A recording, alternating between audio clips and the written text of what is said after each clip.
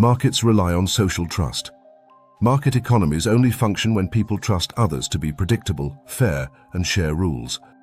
Interpersonal trust in the UK is relatively high but under strain. Most people still report that others can generally be trusted in everyday life, supporting routine market interactions. However, rising perceptions of unfairness, insecurity, and social fragmentation suggest this trust is becoming more conditional and fragile. Institutional and political trust has declined sharply.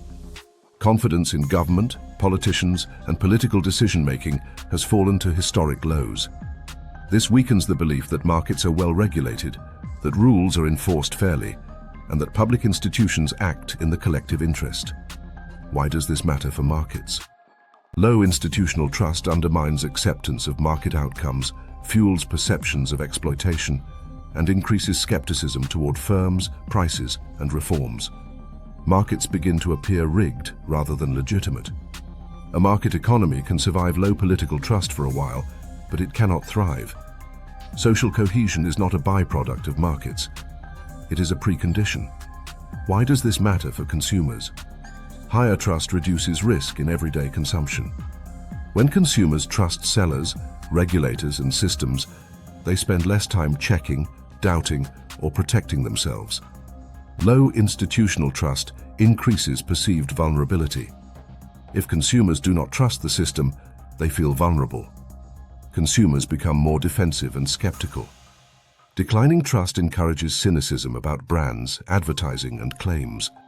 Consumers assume exaggeration, hidden costs, or exploitation rather than mutual benefit. More responsibility is shifted onto consumers. Weak trust intensifies responsibilization.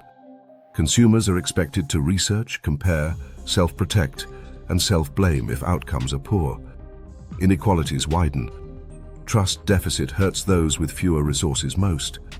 Time, resources, knowledge, and confidence become prerequisites for safe and fair consumption. Market participation becomes emotionally costly. Consumption is no longer routine. It involves anxiety, vigilance, and moral judgment, especially around essential services such as energy, housing, and healthcare. When consumers believe markets are unfair, they disengage, resist, or comply reluctantly. This weakens the social glue that makes exchange feel legitimate rather than coercive. Declining trust turns consumers from participants into risk managers. That shift benefits markets in the short term, but undermines consumer well-being.